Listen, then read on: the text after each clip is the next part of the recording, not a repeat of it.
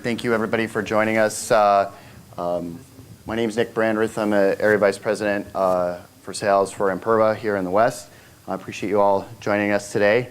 We had a little technical difficulty, but I called my engineer up, and he jiggled the wire and made it work. So just real quick, I've got some slides I'll walk you through today, just kind of setting up the stage really for two of our distinguished guests here. We're going to talk about security and why you need to build it in, and really kind of re-looking at security, talk a little bit about some of the recent breaches in public sector, and also about some of the standards that we have out there. I like to call them guidelines, because that's really what they are. And then look at making a paradigm shift when we talk about security and looking beyond a lot of what we're currently doing to protect the crown jewels. We'll get some input from Dr. Robert Pittman, who's the CISO from County of LA, and also Doug Leone, who's an agency ISO here for, this is a mouthful, Doug. Is this all on your business card? For Cal EPA and the Department of Toxic Substances Control. We'll try and leave a little time for Q&A. If we don't, please visit our booth, and I'll be happy to answer any of the questions that you all have. So just kind of getting started, I'll just throw that up there. Everyone can take a quick peek at it. Everyone knows that comment. I think it's very, very true. If we don't buy into it, then we're in a lot of trouble. If we take a look at the threat landscape, right, at what is breaching us, I like to create this kind of analogy. It's a lot like the opening of 2001: Space Odyssey, right? Many of us have probably seen that movie, where this thing's pounding the ground with the bone. Then it throws the bone in the air, right? And then there's that quick transition to the spaceship, and that's really how quick the threat landscape has evolved, right?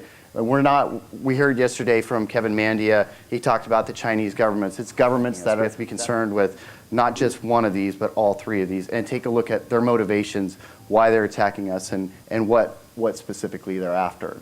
On top of that, the whole hacking has become basically business, right? It's been industrialized. There's automation to it. There's optimization to it. People have specific roles. You can go get technical support for open source DDoS tools. Shoot, there's even websites where you can, eBay-like websites where you can auction off credit cards. Interestingly enough, does anybody know what credit card is the most valuable on these sites? Any takers? It's close. A lot of people usually say American Express. It's actually Discover. Does anybody use Discover anymore? I don't know. It was surprising to me. But the point of the story is there is that type of industrialization available for it. And when we take a look at what these folks are really after, they're after two things. Number one, to take over your server. That's going to lead to data loss or disruption of service, whether that's a DDoS or whether it's simply you've been hacked on your website or pink unicorns on an ESPN website, right? That's what they're after, those two simple things. And if we look at, this is from Verizon Breach Report, if we actually look at statistics at actual data loss, breaches compared to incidents, you see clearly that web attacks is the main point through which they're taking the data. So let's talk a little bit about hacking. I throw this up there. People were kind of confused by it when I went through the presentation. I'm an English major. I'm a sales guy and an English major. And the point of this is that it's so easy that even I could do it, right? How can I do it? First, I just go out and I can get a freeware tool, or I can grab something like Acunetic, spend maybe $1,000 on it, scan your website for a vulnerability, find a vulnerability. Then I sell my old Star Wars action figures for $400, get a Western Union account, and buy this Iranian tool called Havage here. Put that vulnerability I found in your website and start SQL injection process, basically eliminating data or taking data from you. Then after that, if I'm feeling a little bit extra frisky, I'm going to get 1,500 of my Instagram followers. I do not have 1,500 Instagram followers, but I'm going to get 1,500 of my Instagram followers, and I'm going to go out and get this this thing called Loic. I can even put it on my iPhone. I'm going to go and look for a search parameter. For example, if you go to Food Network, you search Brussels sprouts, you're going to get X amount of results return, right? If you go and you search chicken, you're going to get a lot more, right? All I got to do is drop that into this tool and create an automated request and tip over that back-end database. So we got to be, when it comes to DDoS, and we talked about this the other night at dinner with Michelle as well, we have to be concerned not just with that network flood, but with that layer 7 attack as well. Can you elaborate more on the mobile JavaScript? Actually, if you wouldn't mind just popping by our booth after this, we'd be more than happy to talk to you about it. On top of that, there's the other boogeyman, right? The insider threat. And this nemesis isn't your father's nemesis. This isn't the old school type of social engineering, the Nigerian general story, that type of thing. It's a lot more complicated now. And while a few users are malicious in your environment, the Ed Snowdens of the world, every single employee, everybody in this room, every single employee at the state has the potential of being compromised, right? And there's a couple different ways. So this is just kind of a little interactive. Can anybody name which one of these pictures is malicious? All of them? That's a good guess. Fact is, it's actually the bikini picture, yes, which is what most people typically choose, but it's also the wedding dress picture, right? Because at the end of the day, they're after anybody and everybody they can get, right? They can also come at us through LinkedIn. It's very easy to create a fake LinkedIn message, send it out to your DBAs at whatever agency or whatnot, say, hey, we're having this new Oracle user group here in town. We're going to raffle off an iPad. We're going to have some pizza. We've got this guest speaker coming in from the County of LA to talk to us. Click this link to register, and they're owned, right? So at the end of the day, we see two paths, right? The website hacking through a web portal and also a web application, excuse me, and also that compromised insider, right, trying to gain access, right? But they're after simply one thing at the end of the day, and that's the data itself. And that's really an overlooked security risk, right? We do not spend enough time focusing on securing the database and the file servers, which has all of the valuable information in the organization. So let's take a look at a couple of the breaches that have happened recently. This is actually from your own DOJ here, who said that more than half of the breaches were a result of intentional intrusions by outsiders or by unauthorized insiders, right? I.e. malicious insiders or compromised. I would say that's way more than half. South Carolina, everybody's really familiar with this. It's a big breach that happened. They didn't know about it for a while. I'll just skip through that one. Texas Comptroller's Office, this one happened not too long ago. I think the big takeaway from here is that somebody had exported data from a database against policy and made it accessible to the public, right, on accident. It was a simple mistake. This is something that happens all the time, and if you do not have the capability of knowing where your data is at all the time and knowing what assets are out on the wire, where that data could potentially reside, you're in a lot of danger of being at risk for this. There's an agency, not a ministry, up in Canada that I'm actually fairly familiar with that had a very, very large data breach. Basically, every citizen of that province had their public health information made public, right? And it was because somebody had left a laptop at a coffee shop, and it had everybody's health information on it. And I was sitting in a meeting with these people, and they said, well, geez, if we would have just encrypted that laptop, we wouldn't have this problem. And I just kind of, being the stupid sales guy that I am, I asked a really stupid question. I said, guys, why was all that information on the laptop in the first place, right? Apparently what had happened is a DBA brought up a virtual image for a test database, copied the whole production database over to make a test, decided he wanted to do some work from home, copied it to his laptop, got a cup of coffee, and forgot the laptop, right? So it's simple stuff like that that's not even malicious that can lead to a breach as well. We have Montana Public and Health and Human Services. A big takeaway here, I think, is the type of information that was stolen. We often kind of get stuck in this rut of thinking, oh, I don't have credit cards, I don't have PCI, I'm not really at risk.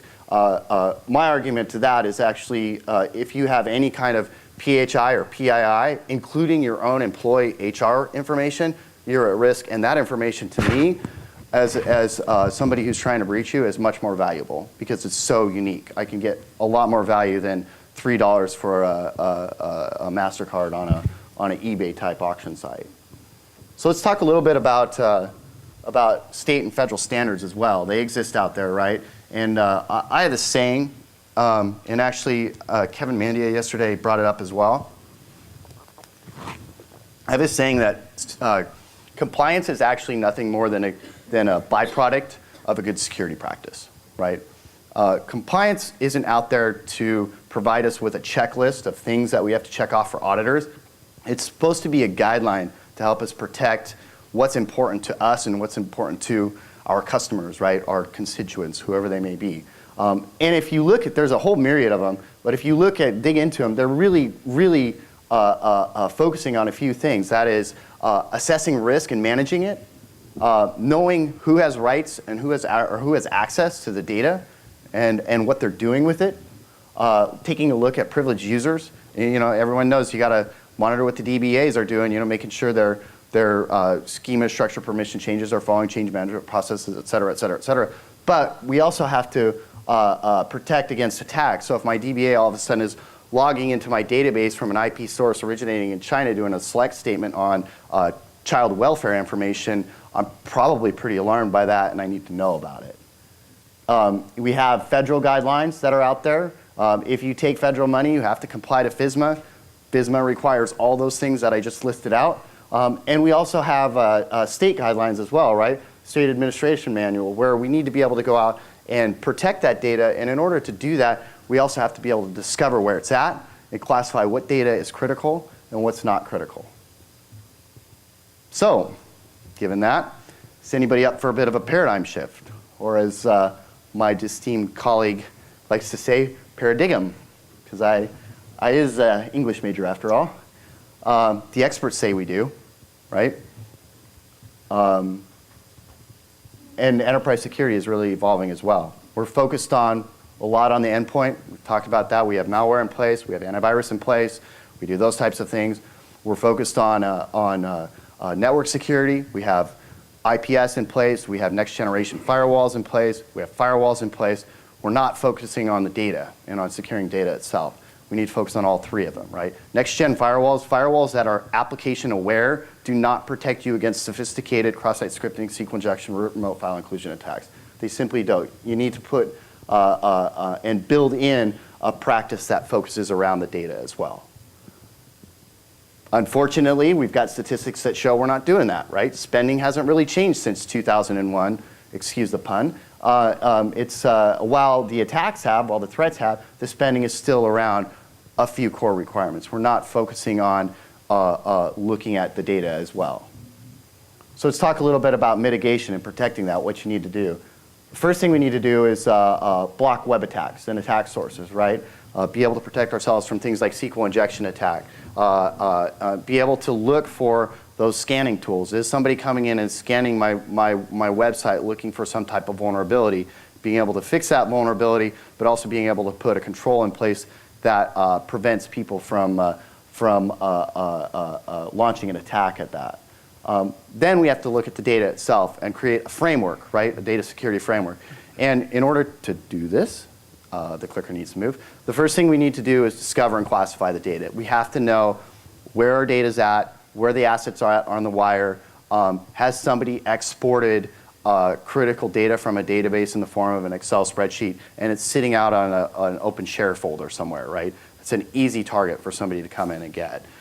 Then look at those vulnerabilities, right? Being able to assess the vulnerabilities of our database servers, right? And patch those accordingly. Not only that, but being able to know, hey, this database over here has got a lot of vulnerabilities to it, but it doesn't have a lot of critical information on. This database over here is way more vulnerable and it's got more critical information. The key to that is it helps us protect ourselves quicker, but it also gives us a roadmap for any auditor that comes in and gets a little bit of audit creep. I don't know if any of you have experienced auditors before, but they have a tendency to do that. And then on top of that, we need to set controls in place, specifically around rights, right? Controls on who has rights to what type of data, and then audit that. I brought up before the example of the DBA coming in from a separate IP source, or this employee over here just put in his 2 weeks notice. We trust Bill, he's a great guy, but let's see what he's been doing for the last 30 days. Is somebody accessing data more times than is humanly possible? those types of controls that would indicate to us there's potential breach going on or somebody's potentially doing something malicious, right? I mean, I forget who said it to me. Somebody said something, it was like, oh yeah, that makes a lot of sense. It would have been nice to know Snowden had taken the data before he got on the airplane, right? That type of thing. And then of course, measure and report it. We need to report it for our constituents. We need to report it for the auditors. We need to report it for executives within our organization. I think from there, I'd like to just kind of open up a discussion with both Robert and Doug. I know, Robert, you've been an advocate for focusing on data security. Why do you feel it's so important to protect web applications and the backend databases associated with them? So thanks, Nick. That's a loaded question, and if I may, let me spend half a minute or so just to give you some context of the County of Los Angeles. So one, the County of Los Angeles is the largest populous county in this nation, number one. Number two, we employ over 101,000 employees. About 90% of them are represented by a union. Our budget is $26.1 billion, as in B. So if we were in corporate America, we'd probably consider a Fortune 15 company. That budget also correlates to the 19th largest economy in the world. So when I say the world, obviously everyone in the world from a threat perspective I used to say they like to scan and discover us. Now they like to attack us. They will attack our layer 7, our web applications. We have essentially something north of 300 applications in our DMZ, a public-facing DMZ. We have been attacked from Egypt, China, Russia, almost on a weekly basis. Also, those countries that end in stan, Pakistan, Uzbekistan, Afghanistan, etc. So layer 7 web application security, we take very seriously, obviously, in the County of Los Angeles. We do have next-gen firewalls. We have a plethora of firewalls. I'm here speaking to you today essentially to give you the importance and not to actually instill fear, because I don't do that. In fact, fear, in my opinion, is an acronym. False evidence that appear to be real. But what I'm speaking to you today is reality. We've installed a web application firewall, this particular solution, a couple of years ago. That was 5 weeks prior to a presidential election, the June primary of 2012. And so there were some activities, some data exfiltration from some of those countries that end in stan. So you may ask me, why is there access from individuals in countries that end in stan? Well, because we have a high military presence, and they need to access our public-facing website for one of our 34 major departments that process election results. But election results, let me be clear here, that's on an internal network. It's not open to the public because of Federal Election Commission standards.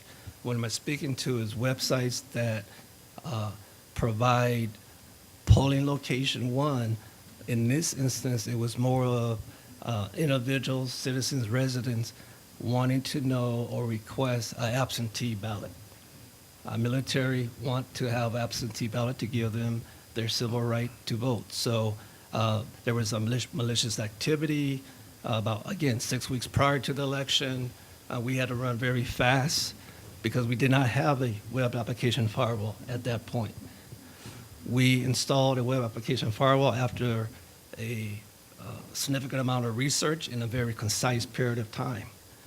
When we installed that web application firewall, that was probably 5 days prior to the election. That was the Friday prior to the election, if you will.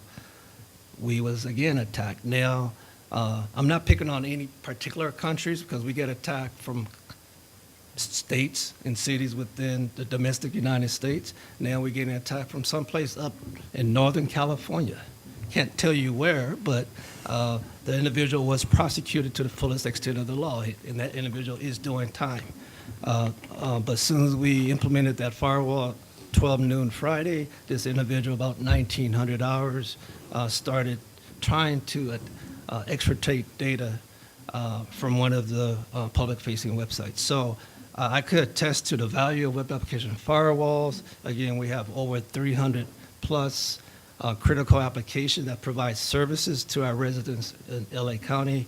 And if you'd be interested to take a poll of how many are considering to have a web application firewall, those who have it and those who don't. But you need to have that visibility on the layer 7 for your web apps. And Thanks, Robert. So I think, Doug, just a bit of color on that, and then I'd like you to tell a little bit of your experience. We had a company that we were working with that did a proof of concept. It was a 30-day period. And during that 30-day period, I mean, there's a lot of people think, I don't have anybody hitting my site. Nobody's doing anything malicious, and you're absolutely wrong. I would challenge you to the nth degree on that.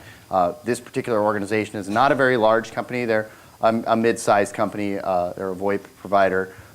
They had, during a 30-day period, over 10,000 unique malicious IPs hit their website. They had over 6,600 SQL injection attacks, 6,600 in a 30-day period. So it's a massive, massive, massive issue that we are either trying to solve using checkbox solutions or not really even considering that problem. I know, Doug, you've had a recent experience. You want to share that with us? Sure. We have 6 departments within EPA, and one of the departments did have an impact to one of their websites. The website had, we've been hacked, or you've been hacked, replaced on their main page, and that's an impact to the business. That means for the 7 weeks that they took to remediate that site was down, and they had to find alternative methods to resuming business. For that, it was a My Training website. It was so they had to have people on call to register people manually by phone for a training. So the website outage was an impact. Also, we had a scan from the National Guard on the web applications in our domain, and one of the websites had 422 vulnerabilities, a bunch of high and critical vulnerabilities included, SQL injection types and cross-site scripting types. So the two things coinciding together made us realize we have to figure out what can we do to solve these problems. We don't want to have these impacts anymore. We want to make sure that we're protected. So in looking, we found the web application firewalls were the answer. And one of the things you want to start with, though, is make sure your software developers are trained, with secure application development principles, so that there's code review, that there's vulnerability scans before your code is entering production. But the particular website that had the 422 vulnerabilities was in the M&O phase. It had been developed over 10 years ago, and there's over 3,000 pages to this site. So there's quite a bit of remediation to make sure and remove those vulnerabilities. That would have taken our team of developers, probably about 2 years to remove all those vulnerabilities. So Web Application Firewall, they have a cloud-based solution, and there's an easy button to this. All you have to do is change your DNS record for your website so that you're making your traffic go through their cloud, and then the only traffic hitting your web servers is legitimate traffic. And there's a beauty in that, and that your web servers are only responding to good traffic. And so that actually speeds up the performance of your website because their product actually has caching involved. So when we did the proof of concept, I just want to share with you that the 422 vulnerabilities was reduced down to 7 low informational and vulnerabilities.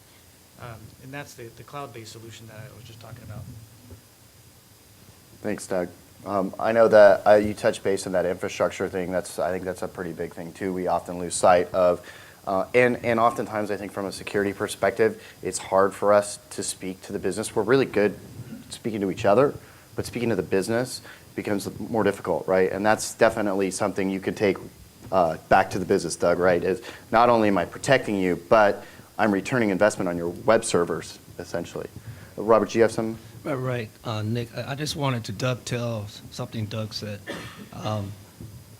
So when you look at traffic hitting a public-facing website, it may not necessarily be malicious. And my point is, if you think about how a web page is actually designed, where that if we're asking a member of the public to actually input their name, first, last, address, city, etc., just some data on the back end, because there's a back end database, that will appear to be a SQL injection attack. So that's not malicious. That's normal behavior of the application. So you have to profile your applications with any web application firewall, and that's just critical.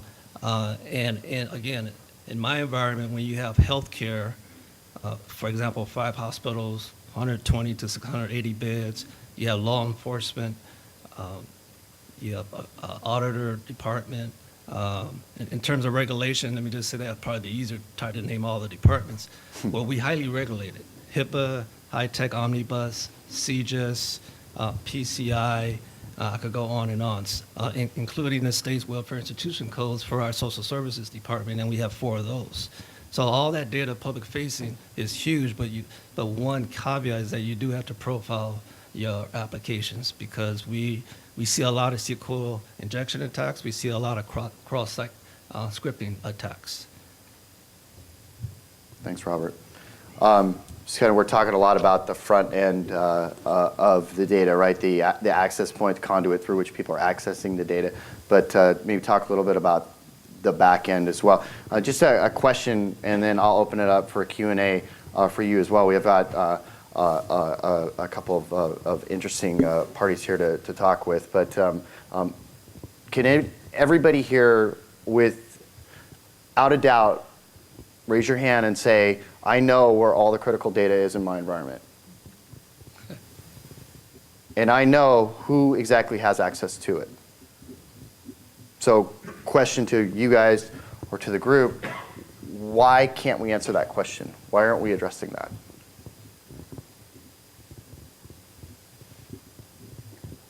Do you guys want to take a stab at it? Well, I thought you said the group, not the panel. Yeah.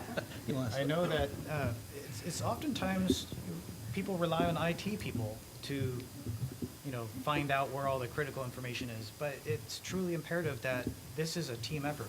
Everybody in your organization needs to identify what they consider, confidential or sensitive information. But that relies on the error. The element of human error.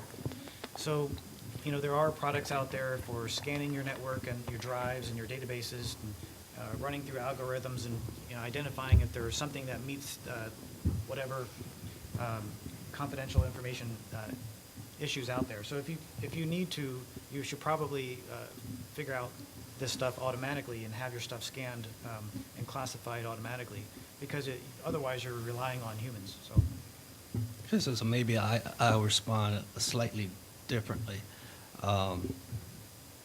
The security mantra in the County of Los Angeles is essentially that all of my security officers are consultants to the departments, and the departments are the actual owners and custodians of the data. So with that said, to use that old quote, trust but verify, is that, so if we trust the departments to identify where their data is in this 21st century of mobility and cloud service, et cetera, that's one thing, but I believe the security officers have to help guide and consult those various departments and data owners, perhaps identify what technology will meet their business requirements so that we can reduce our risk, especially because of PII, or personally identifiable information, and private health information out in the wild. No. Questions? How did the County of Los Angeles look at using the iPhone or any of the other Android-type tablet information for your officers with the security information they're accessible to, whether through email or other database access?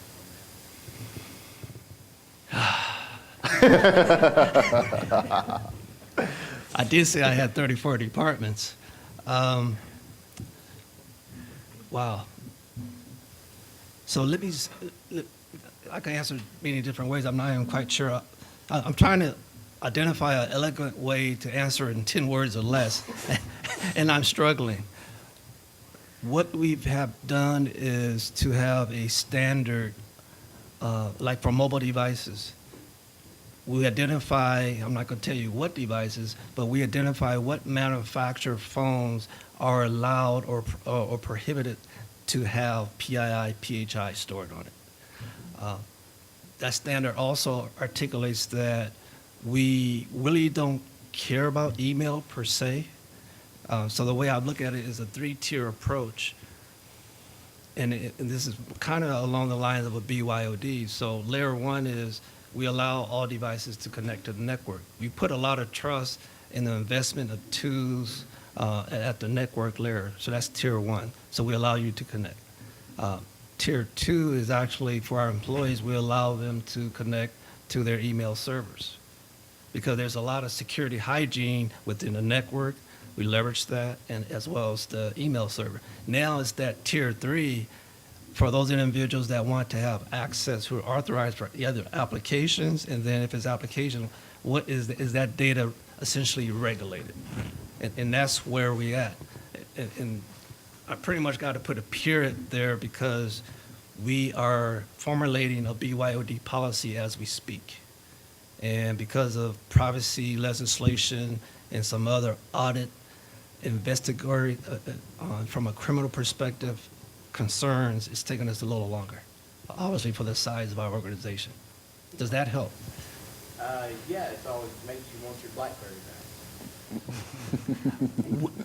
back. I tell you, iOS is very well liked in the county, but the challenge is the Android side of the house from a user experience perspective.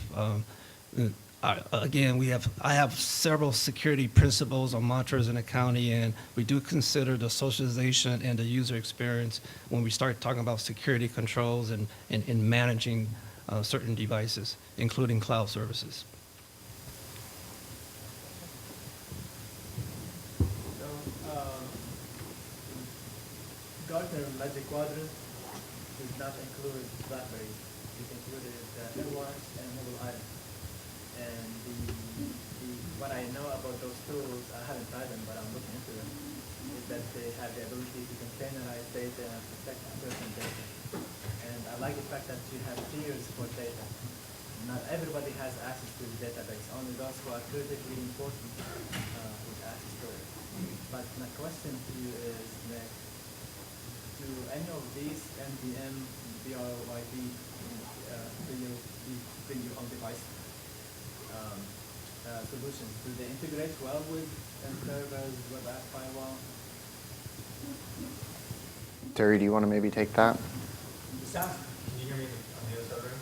It sounds to me like your question is with regard to BYOD devices and how they integrate with the WAF. Is that what I heard? Yeah. So with regard to endpoint devices, we're not really integrating with any of the endpoints. And actually one of the messages, we didn't have the slide up here, but in my keynote at lunch over here, one of the messages that we like to talk about is the fact that we really don't track the end users. We don't try to protect the user. We're trying to protect your web server itself. So in short, we don't integrate with the BYOD device, whether it's an iPad or a smartphone or anything else. Now, with regard to the WAF, we do understand JSON, we do understand AJAX and some of the mobile communication protocols that are used, so we can distinguish that, but we don't really talk to the in-device at all. So it's just another. So basically you have a firewall rule that recognizes the access for some systems that allow it if it's legitimate, but not necessarily to protect the endpoint. Yeah, I agree with you. Yeah, it's just another layer, right? And that's really the message that we're trying to drive here is we're so busy focused on endpoint. We're so busy focused on the network that we forget about the actual data itself, which is a target. I'm, again, English major, stupid sales guy, so forgive me for the silly analogies, but I always like to compare it to a piece of, let's say that cup right there in front of you is a piece of chocolate cake sitting on the table, right? And there's a billion ants crawling on this table. They're all going for that chocolate cake. Is your best methodology initially to try and kill all the ants, or put a cover over the chocolate cake and protect the chocolate cake? We need to do both. We need to deal with the ants, but we also have to protect what they're after. And they're after, it's clearly indicated, you could look at all the research, you could look at all the breaches that happen. They're after one thing only. They're after disruption of service and the data behind it. If I may, Nick, just to follow up on that question. So since we're talking about BYOD, so the way I kind of look at it is, if you have a web application firewall, that may not necessarily, to Terry's point, incorporate the mobile devices or the applications on the mobile devices. So on the mobile device side, in terms of an MDM, mobile device manager, there's an open solicitation right now as I speak by this organization where we're looking at an enterprise mobile management that includes mobile device manager, mobile application manager, which is that little niche area, and then MCM, mobile content manager. So what we're trying to do is have a very similar threat, a layer of protection on the mobile side consistent with our x86 or Windows Linux environments. Question along the line with the mobile, in addition to public web-facing apps, right? They also public-facing mobile apps as well as the back end to support power those mobile apps via web services, feeding JSON data or SOAP data. What is the best practice out there for kind of securing those kind of environments? Now that kind of different than the classic web server app, and now it's like it's a different world. So if you're talking specific to, let's say, apps, mobile apps that's in the Apple iStore and apps that's in Google Play, well, I have a lot of support and I embrace apps that goes into the Apple Store because I understand the rigorous level of application vulnerability and validation testing that Apple does. Google I can't speak to right now. To take that a step further, that's why the mobile application manager, you have that within your organization. Now you can identify what apps, after it went through some rigorous application validation testing, then you could have all your mobile devices tied to your, let's say, your organization app store. So it depends on what application, what's your business requirements, and how elegant that access and authorization is from your end users. I don't know if you No, we haven't gone into the mobile app development. Okay. What are maybe can be recommended to the system development lifecycle to improve security as when we build these applications? What changes have you done or how have you been doing that? For us, my initiative is to make sure that it's difficult on the state side because we have basically we have limited resources, but we have to make sure that everybody from the stakeholder to the managers of the staff who are doing application development are incorporating changes such as code review and that there's sign-offs and that there's vulnerability testing before you have code moved to production and that there's testing involved and that the testing unit, basically they make sure that the application does do what it's supposed to do and that they don't find any bugs or issues. But you have to have the products and the people supporting every bit of that, and then you have to basically have oversight over that, make sure it's all happening. And that is difficult as a challenge at the state, but that's one of my initiatives, make sure that every part of that, every department, everybody who is doing any software development is following that kind of process. I think the challenge is probably industry-wide, whereas what we've been talking about is web application firewall, which is pretty much almost real-time, if you will. So prior to that, similar to what Doug had mentioned, where we do make good use of static application scanners as well as dynamic application scanners prior to that application going into production. It's part of a standard checked out for those applications when they sit on a server or prior to being implemented into a DMZ. But one of the systemic challenges, I don't think my organization differs from any other organizations, especially government. When you have a static and dynamic application scanner, go through the vulnerability to see the high, medium, and lows, then you got a web application firewall, then you still gonna have some vulnerabilities there that would be exploited at some point. So then now you got this piece of code, and you're going to take that program, that code, and give it to the developer who wrote it. There's a challenge there because that I would suggest that the developer is probably not using secure coding techniques, number one. And in government, if you read the job classification, there's probably not a line item that suggests or requires that the application developer understand or have the knowledge and apply secure coding techniques. So the job classifications is something we have to go through in my organization. So it's really kind of like a point in time. We're being attacked, web application firewall buys time, but at the same time on the back end, to Nick's point, you still got to train, constantly train. The vulnerabilities are becoming more sophisticated. And when they're exploited, what do you do? So it's a paradigm shift, as Nick mentioned. You just have to keep pushing. I think to add to that too, I'm an ITIL guy. I believe that you should do those kind of things, right? You should patch, you need to document it, all those types of things. However, how many languages are they coding in, right? Developing secure code is next to impossible. Being completely bulletproof by only approaching it from that perspective is next to impossible. I think, how much time do we have left? Do we have a couple minutes? So does anyone else have any questions? I have one question I wanted to pose to both of you. I threw up there the different attack, who's out there, right? Organized crime, nation states, right? And hacktivists. Out of those three, which do you guys see are the ones that are the most concerned, or the ones that are maybe the most prevalent in terms of their attacking your organization? Wow. It depends on what's politically is occurring around the great world and a great nation, one, because depending on what's going on in the media, what on civil arrest, whatever it may be, we see that bad traffic increases, sometimes exponentially. If there's something against a law enforcement, we see our sheriff department traffic potentially increase.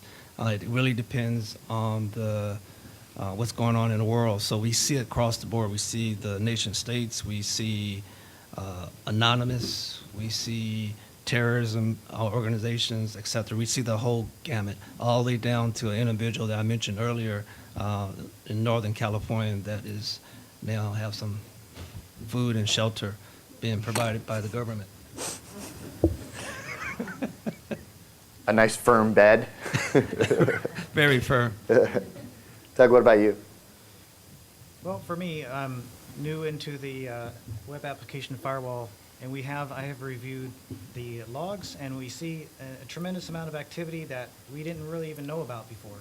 You know, this stuff is the dashboard that your product provides is tremendous, so you can see a lot more information that we didn't know. So what we didn't know, we kind of had our heads in the sand. But I just want to say, for us, we have intellectual property that we have to protect. We're not protecting PCI or confidential information like Medi-Cal or somebody like that, but we do have information that we're collecting from companies. So when we're charged with enforcing environmental protection, we're gathering information from companies that may be considered trade secret to them, and that's important. So, we need to make sure that whoever is trying to obtain that data, that they're not able to obtain it. I think with that was probably a wrap, yeah. Thank you everybody for joining us. I appreciate actually the interaction here.